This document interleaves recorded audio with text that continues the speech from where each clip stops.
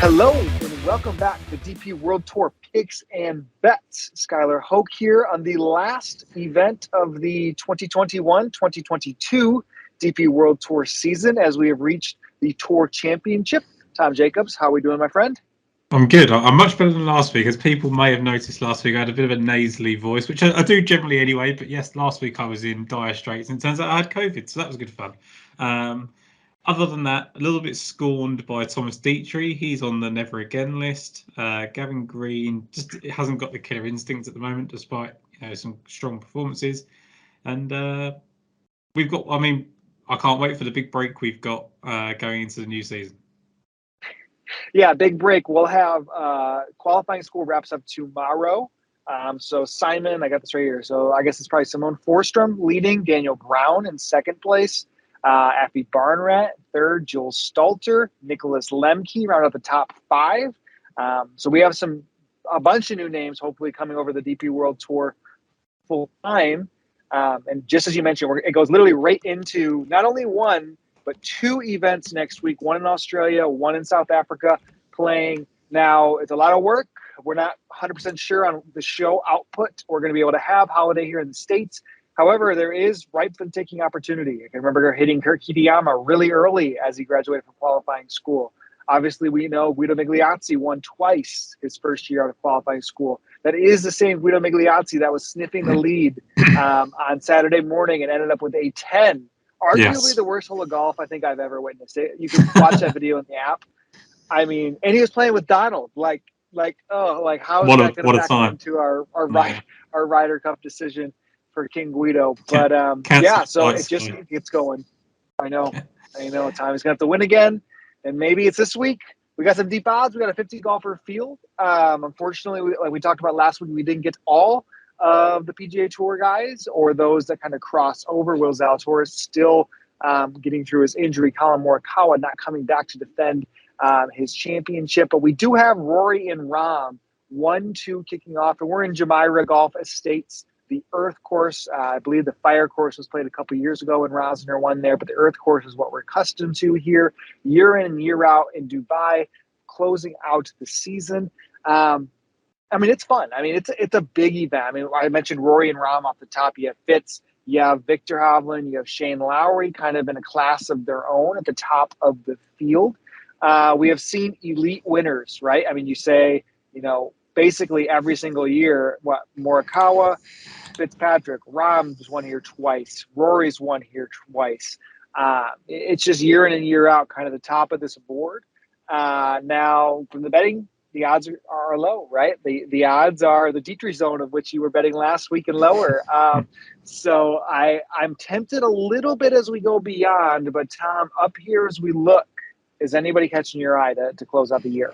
So I think the problem is, right, Sky, is that it's a great event. And I'm glad you mentioned what you mentioned, right, because it was exactly what I was going to do. It's a great event, but it's not a great betting event. And I'll preface that by saying that, Colin Morikawa, Matt Fitzpatrick, Jon Rahm, Danny Willett, Jon Rahm, Matt Fitzpatrick, Rory McIlroy, Stenson, Rory, Quiros, Carlson, Westwood.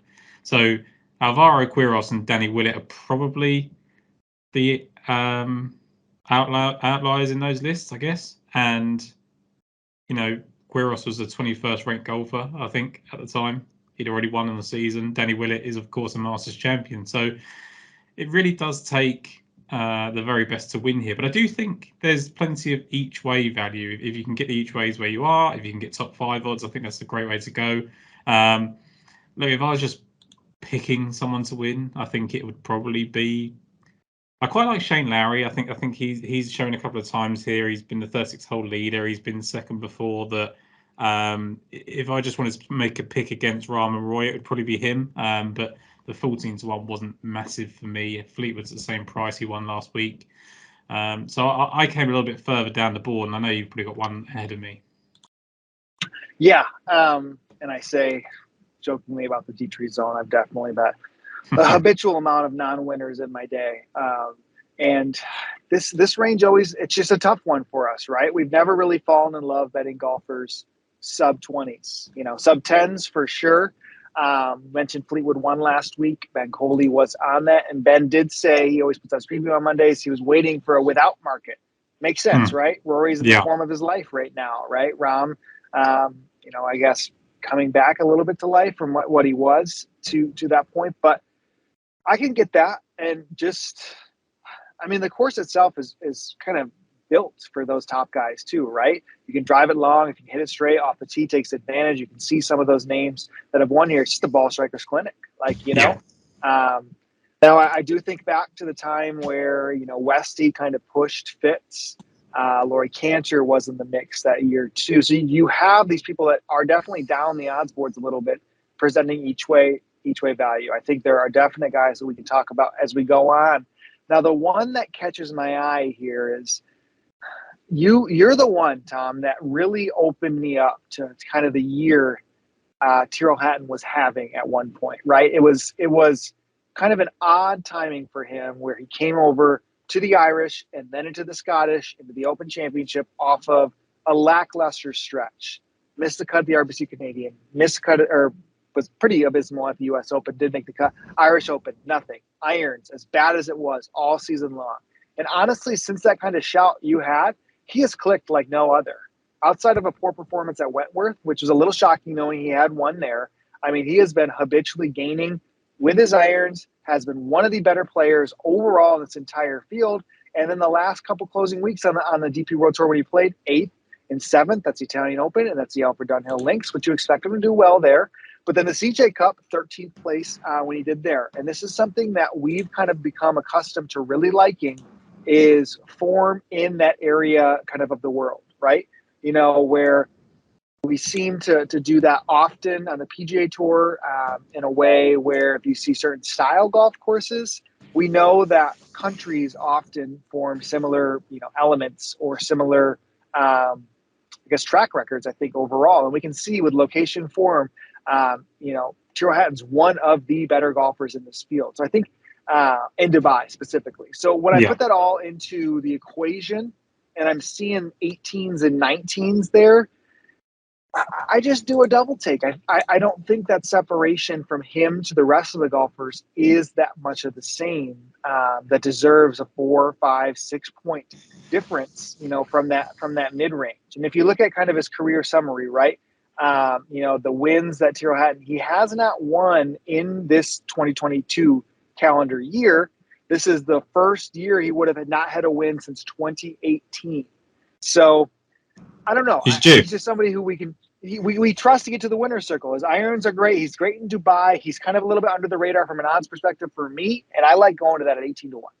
Yeah, look, he was 6th there in his debut in 2014 when he was sort of half the golfer he is now. He's 4th after 54 holes. He was 2nd in 2016, played great every round after the first one. He was 8th again the following year, 2nd after round 2. He was 8th in 2020, but again he was 3rd going into the weekend. And last year he was a little bit disappointing at 16th. But generally speaking, like, Tyrrell Hatton plays here incredibly well. Then you factor in the fact that he's won in Abu Dhabi as well. You just look at the fact that, generally speaking, whenever I think of the Middle Eastern event, I think of Tyrrell Hatton, Tommy Fleetwood, outside of obviously Rory McIlroy. And, I'm not to say that Tommy Fleetwood can't go back-to-back, because we obviously know that he can.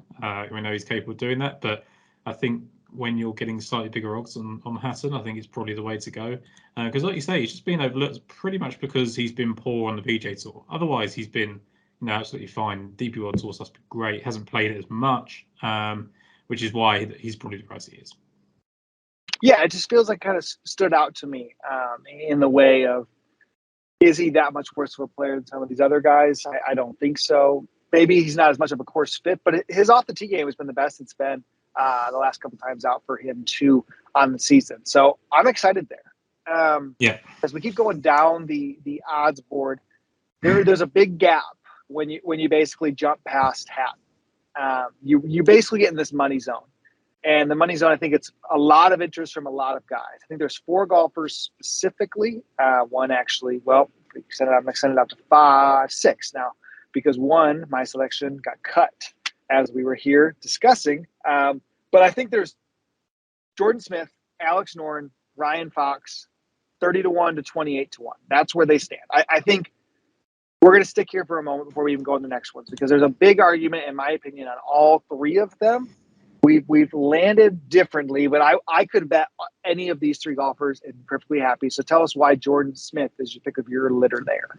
So I've been and I was hoping that Jordan Smith wasn't going to win the Portugal Masters because I was hoping he's going to be a bigger price for this, right? I was hoping he was going to be like 33 or 40 to 1, whatever, when the big boys came in. But 28 to 1, 25 to 1 DraftKings Sportsbook. Like Jordan Smith, he's had two really productive appearances here at the Earth Course, and they're both on his first two starts. So he was 25th on debut, but he shot second round 65 and a final round 66, which sort of bounced back from an opening 75. A year later, he opens with a 66 to lead after round one, shoots a 68 in round two to sit second going into the weekend, and he fell away, which is typical really of Jordan Smith, right, at the time.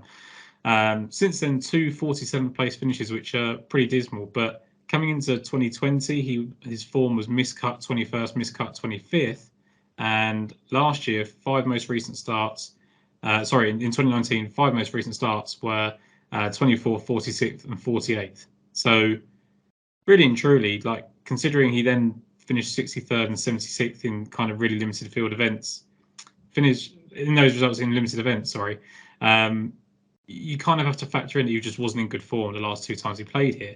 Then you look at his recent form, 12th, 7th, a weird disqualification at the Dunhill Links, 6th, win, 13th last week. I really like the fact that he backed up that win with a 13th at the Nedbank, and I just think at 25 to 1 DraftKings Sportsbook, Jordan Smith presents decent value. I mean, he does everything that Rory McIlroy and John Rahm and Hovland and Lowry, etc. do, just not on the PGA Tour, right? So then it's going to be a real good barometer of his game to see how he stacks up against those personally. 2, I think he plays well in the Middle East in general. And 3, I was thinking about this earlier, like Jordan Smith's probably the one where I don't think there's been a campaign made for him for the Ryder Cup team. And I certainly wouldn't have ever made a campaign for him. I didn't think anything of it. I just thought he was sort of on a bit of a hot streak. But like when we talk about kind of like the Powers and the Strackers and the Guidos and people like that, like what does Smith really have to do to enter that conversation? I mean, he's pretty much like the stalwart in terms of ball striking on the DP World Tour, right? So I look at his most recent kind of form in the Middle East: 12th at Abu Dhabi, 9th at the Dubai Desert Classics, 2nd in that first Ras Al Khaimah event. Just really, really good stuff. So I think Smith is a good bet this week. Yeah, it's finally to your point. If he didn't win, you would have got a little bit more of a discount there. But as good of a year, as you can really get, especially from a ball striking standpoint, right? I feel like people just default to Peters often in that Ryder Cup discussion. But to your point, I think it's warranted if another year of this is ahead. Now, I'll touch on Alex Noren, right? Coming off a 4th place last week on the PGA Tour. Kind of fits the mold of somebody who, we've had interest in, or me specifically have had interest in when they're playing decent on the other side of the pond. He's made 5 cuts in a row to start this season on the PGA Tour. When he came over for the Alfred Dunhill Links, finished 2nd, was rather disappointing when he played the Scandinavian Mix. 15th place finish, is not kind of due to him what was expected in that field strength. Yeah. But right, like how do you judge him in this sense? Now I've gone with a later one that's a little bit more, in my opinion, but I wouldn't fault anybody going for Alex Noren. But the one that screams out to me, and you make a really compelling argument for Jordan Smith, but it's difficult to not look at the DP World Tour season and understand how good Ryan Fox has been. Like, yeah, I mean, you just walk through. I mean, in his last 4 events, 2nd, 4th, miscut, win. He had the stretch, of course, the Open Championship and the Scottish. Prior to that, 2nd, 3rd, miscut in the U.S. Open. 2nd, makes the cut in the PGA Championship. 2nd, 8th, 9th, 15th, win. Like, when you go back on the Races of Ice standings over the years, there is basically no golfer that has gotten to this point in the standings that he has by purely doing well just in the DP World Tour events. Like Fleetwood in 17 won the Race to Dubai overall, and he played primarily on the DP World Tour. Bernd Wiesberger had a somewhat similar year in 19. But I mean, this clinic by Ryan Fox, and you could argue he should have 4 wins, 5. Like he could have 5 wins probably, right? You could easily see that year. I mean, he lost I don't remember which one it was, to Victor Perez in the playoff where, he was 99.9% chance to win, right? It's not like I had a bet on him or anything that week. But, I think, overall, just Fox's year, man, it's just been so, so, so good.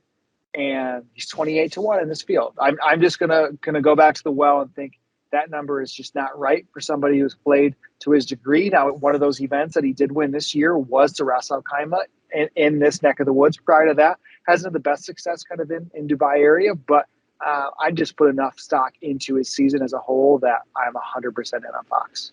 Yeah, and I was almost ready to pull the trigger on him as well. Like, he was the first person I wrote down, because I think when you look at the course history and the general history in the Middle East, it's been pretty dismal outside of that Ras Al Khaimah win, right? And I thought that was going to make him a little bit of a bigger price. But I mean, what price can you really make him? Like, he's won the Ras Al Khaimah this year. He's had 4 seconds, I think it was. He was second at the Irish, second at the Dutch, second at Sedal, second in I can't remember where else it was, but I'm pretty sure Nedbank, obviously, last week. So yeah, last week he had like 4 second place finishes. Like, that's unbelievable. And like you say, he could obviously, turn those into kind of 4 or 5 wins. I'm honestly having a tough time leaving him out. I think it's one of those things that I could easily see myself backing him a bit later in the week, just because I don't really have a case against him. I think it's one of those ones where people will just look at the course form, see 28th, 45th, and just go, oh, well, step up in class, like it's not going to happen. But he opened 67.71 here on his debut in 2017 and was, 4th after the first round, 11th after round 2. And the level of player he is now is, chalk and cheese. Like, he's a completely different player now. So I actually think Ryan Fox is quietly the most improved golfer probably in the world. And yes, he's 24th in the world rankings, but if he played any kind of events, on the PGA Tour and showed this kind of form, he'd probably be a top 20 golfer right now. Yeah. Mm-hmm. And you can't just say that in the sense that, like, he would just go and do the same thing on the PGA Tour. We can't just assume that, but I see no reason why he wouldn't. Well, like, I mean, we couldn't assume that with Tom Kim, right? And look what he's done, right? Like, that similar type of year was happening somewhere else, and he comes over and he now explodes.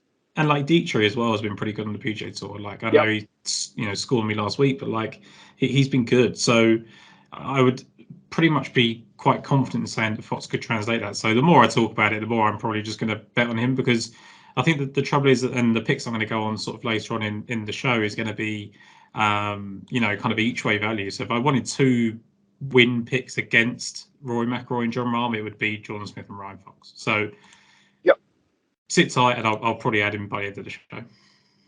Yep, love it. Next one up for me.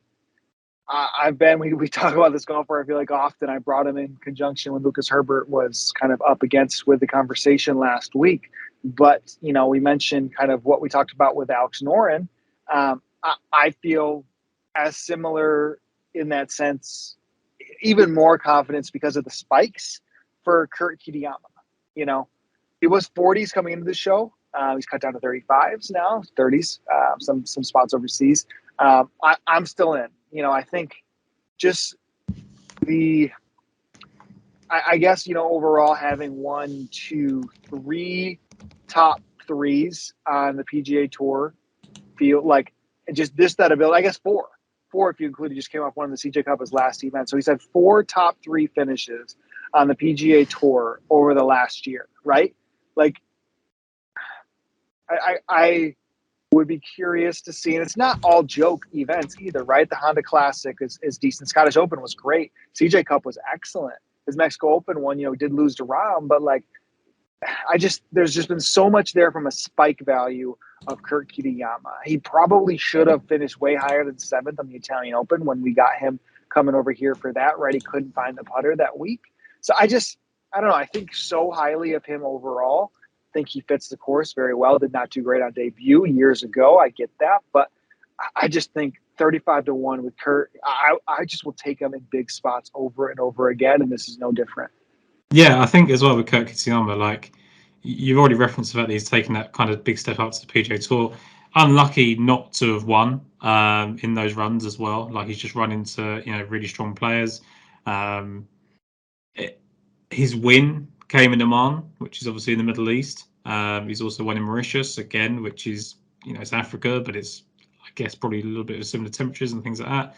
Turkish Airlines Open, he was second to Tyrrell Hatton in that. I think it was a pretty big playoff that week as well. So he's played well in kind of big fields on the DP World Tour. Then you look at the fact he was 6th at the Dubai Desert Classic, 12th at the Saudi International, 20th again in Dubai, 9th in Qatar. Like, he generally just loves this part of the world. And considering that's a pretty small sample size, I think, with Kitayama, like, he's not been around that long. It's really hard to quantify just how good he is. I think he's probably still a little bit underrated, not obviously by yourself, because I think you're pretty high on him, but I think still, generally speaking, I think actually people are more inclined just to bet him on the PJ Tour because they're hoping to get a bit of a number. Like, they see him at 33 to 1 in a field with Rory McIlroy and John Rahm, just think, oh, it's not going to happen. But, we talked about the people that win the DP World Tour Championship, but last year, Alexander Bjork, runner-up to Colin Morikawa, like Matt Wallace, runner-up to Danny Willett, Afi Barmat, runner-up to John Rahm, Andy Sullivan, runner-up to Rory McIlroy, De Boisson, runner-up to Stenson. Like, you do get people, even go back to Ross McGowan, runner-up to like Lee Westwood in 2009. Like, it happens. So I think Kitayama's a fine selection. Yeah, he kind of just floats for me, and you've got one more that, or I guess a couple more in that sense, where I'm not scared or not, surprised to see them back 9 on a Sunday be right in that mix of it, right? Yeah. Like, and you take them against anybody, and like his Sundays have come down to like a 3-putt on a par 5 or something. Like, he hasn't thrown those Sundays away, right? You can't finish second and third 4 times by throwing it away on Sundays, right? He wasn't coming in with a 54-hole lead like every time with that. So I just, you just run into a buzzsaw and in that one, and outside of that, man, he could have won the Scottish, which was as big as anything, right? Yeah. So, I just love Kurt, and excited to go back to the well. Now, I was intrigued at your next selection here. Back before he jumped over to play one live event, was big fan of El Pirita, right? That's his nickname, the Pirate. But Adrian Otegui, your boy, you're going back here. I think it makes a lot of sense now. I just think with Otegui, right, like, again, people are not, like, for the exact reasons that you just pointed out, people are not going to want to bet him or just don't like him, and that's absolutely fine. Like, I get it, and actually that plays into my hands a little bit because, we're not that far removed from the fact that Otegui just blitzed the Valderrama field by 6 shots, which is unbelievable. Couldn't back it up in Mallorca, but he was 18th at Nedbank last week. He was inside the top 8 for the first 3 rounds and was 7th going into the final day and just fell away. 1st, 4th, and 20th in Otegui's last 3 events for strokes gained approach. 2nd, 16th, and 25th in tee to green for Otegui. He's just hitting the ball really, really well. And you go back to his debut here in 2017. He finished 42nd, but never shot worse than 73rd. He comes back a year later, finishing 4th, and he sat in 2nd place and just 1 shot back going into the weekend. 2 years ago, he comes back and he opened with a 75, but second round 66 and final round 68 saved face to a certain extent and finished 14th as well. So when you factor in the fact that he's got that 4th place finish here, he's been in the mix right in the heat of the battle in 2017. He's coming off a win. He's got 2 recent wins really when you consider the Scottish Championship in 2020. Like, it's probably beyond him winning, but definitely not when I see those kind of top 5s. In this event, I think he's definitely a prime candidate for that because you go back through the last kind of few years and there's definitely some surprise names. I think Balamaki was top 5 one year. Tom Lewis has been top 5. Like, you see them, and I think that's what Otegui will be this week.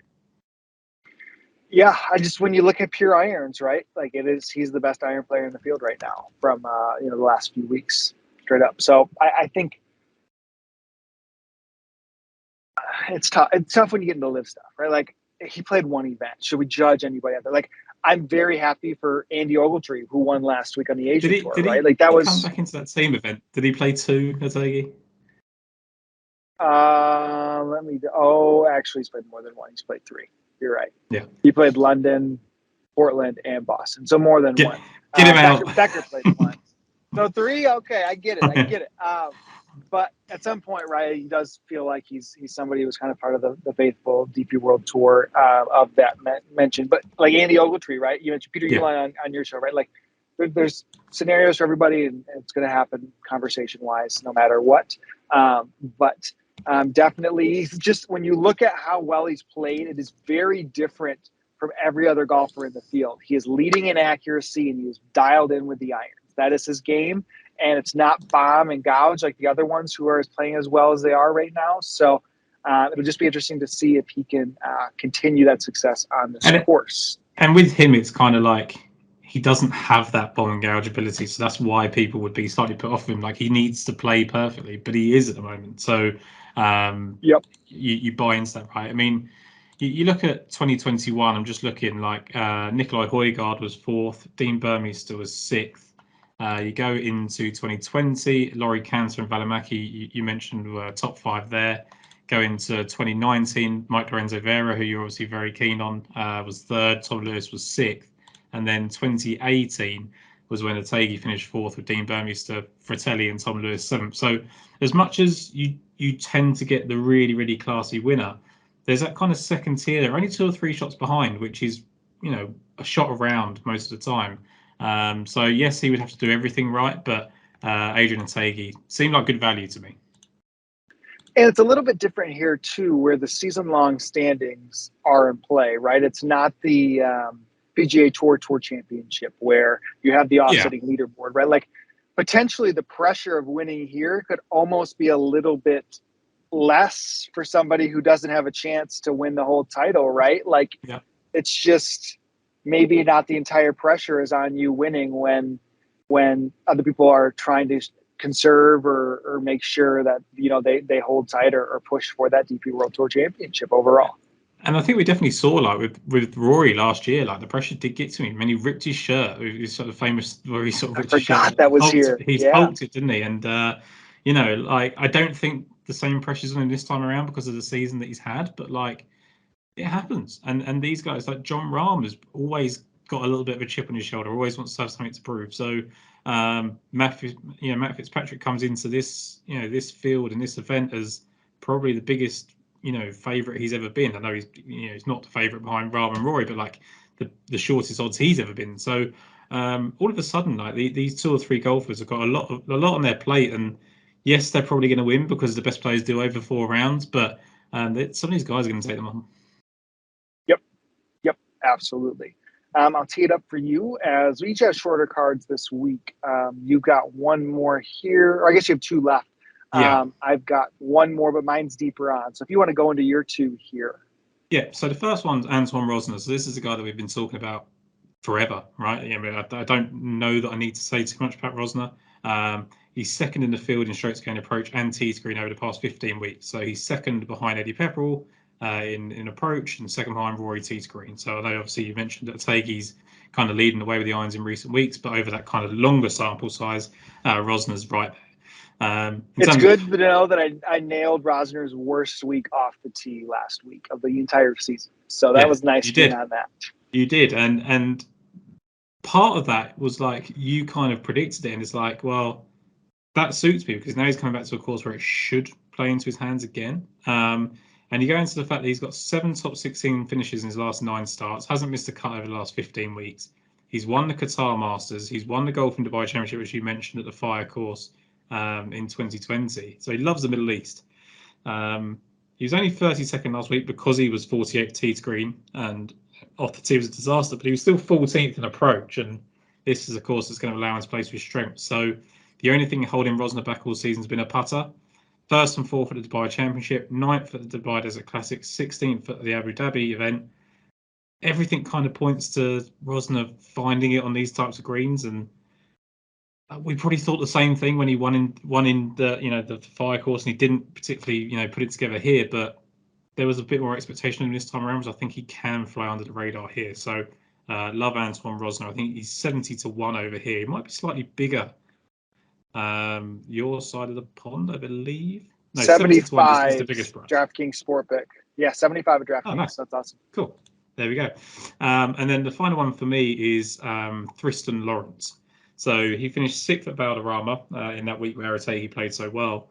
And he was 15th last week at the Nedbank, but he was 3rd going into the final round. And that kind of 77 was a little bit uncharacteristic. Like, he was only 1 back going into the final day. And guess, like it's the Ned Bank, it's Africa's major, he's South African. Like, is that a lot of pressure on him? I don't know.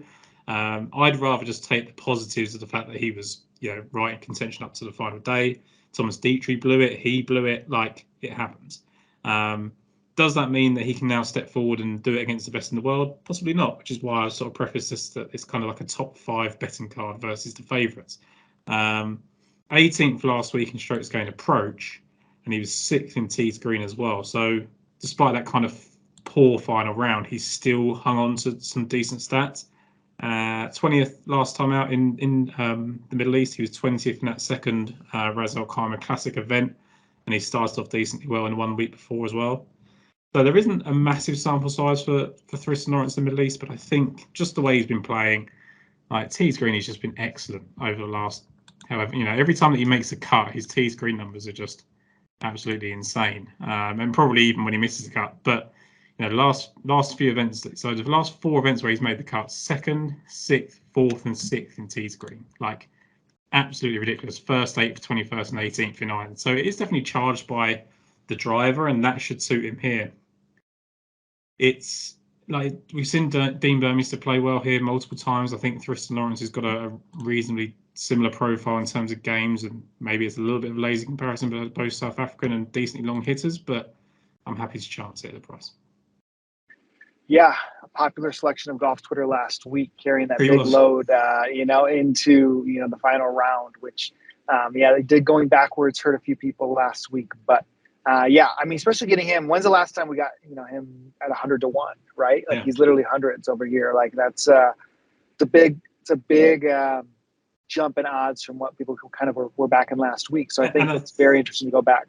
I think it's fine to go back like once. Like this is literally the last event of the season. So if he gives it his all this week and doesn't play again, I mean I'm sure he will in South Africa. But like he could literally have a really good week here in Down Tools. Like. A big week here changes everyone's career, right? So it's tough again to see them win. And I like your next selection because he's another guy, a little bit like Ryan Fox, where he could have had 4 or 5 wins this season. Like there's so much win equity and win potential in these players in regular events. It's just how much we sort of handicap this DP World Tour Championship. Yep, absolutely. And before I give the last selection, make sure you give a shout out to our audio listeners. You can find us at Daily Fantasy Sports Picks and Bets, the mix, available on all the different audio formats. Our podcast playlist that you have out there. Rate, review, subscribe goes a long way for us. On YouTube too, we appreciate, like we mentioned last week, the comments, the feedback. Love that you guys have been enjoying the show. It's been a fun season. We're ready to close it out with a winner here. So again, we thank you very much. And with that said, my last selection, and I love the odds getting here. To your point, there's a little bit of difference. Tristan's a 2-time winner this year.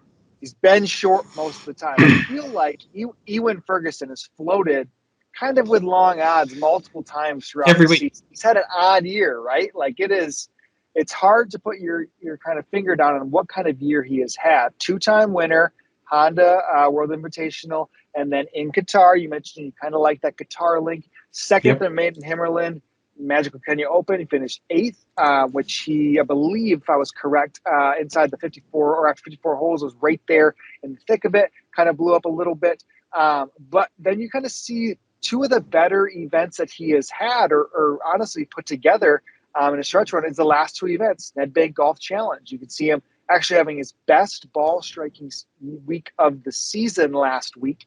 And then a 9th, the Mallorca, where his irons were really good overall too. I just think, again, if you look at the season as a whole, you mentioned the spikes of Kitayama. Ewan's kind of had that type of year when he cashed in a couple of times on the DP World Tour, yet we are still getting him at 100 to 1 this week. Not really any Dubai success overall when he's kind of played and stepped out this way, but we mentioned the Qatar link in that way. But man, I just think there's so much to go. And we know the talent is there. I mean, he had an exceptional year on the Challenge Tour. He was a really, really good amateur when he came out. It's just, a lot out there with Ewan Ferguson. And if I'm going to kind of put a feather in the cap, I mean, he's 11th or 13th in the DP World Tour Race to Dubai standings. I mean, that's a sneaky, really, really strong year when that list is littered with golfers who did well in major or in a crossover event, or guys like Fox and Smith, right? Like, So you get Ferguson at 100-1. I'm licking my chops for that bet for this week to close out my card. I think potentially you might get a call from like Modest Golf one day, from Niall Horan for just your pure love of their golfers, like Tyrrell Hatton, Guido Migliozzi, Ewan Ferguson. I like Connor Simey.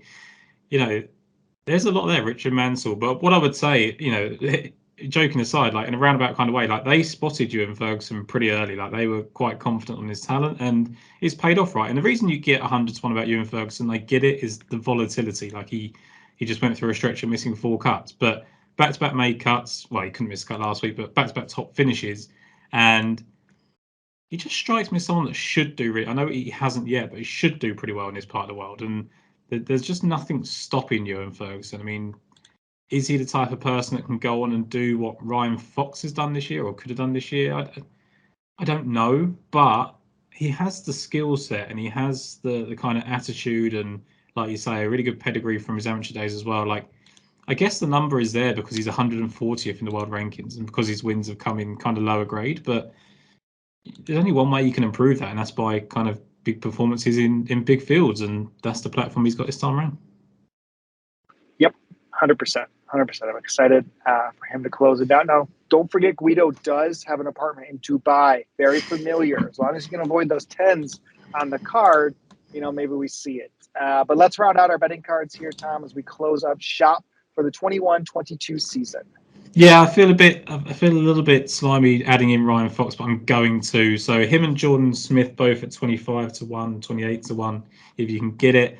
Adrian Otegi. Did you say there was a 70-1 about Adrian Otegi? Or did I make that up? Otegi is, no, I don't think he had the 70. Adrian, 66s. 66-1, Adrian Otegi. Yep, 66. Yep, Antoine Rosner. 70-1, Tristan Lawrence, you said they're 100-1. So it is 5 players, but they're all 25-1 and bigger. They're all kind of taking on the favourites. So just quickly summarise them again: Jordan Smith, Adrian Otegi, Ryan Fox, Anton Rosner, and Tristan Lawrence. Yep, awesome. I have Tyrrell Hatton 19-1. That'll be win only there. Ryan Fox. There's 30s here in the stateside for Ryan Fox, even with an each way in there too. So Ryan Fox, Kitayama 35-1. And then I'm going all the way down to Ewan Ferguson at 100-1 to round out my card. Let's go out on top to end the year, Tom. Let's finish this strong and pay attention to us on Twitter. Again, they can find me. You guys can find me at Skyhook DFS. You can find Tom at Tom Jacobs 93. We'll kind of ballpark what we're thinking for the closeout of the season. As there's a lot of golf happening over kind of the holidays here, a lot of opportunity.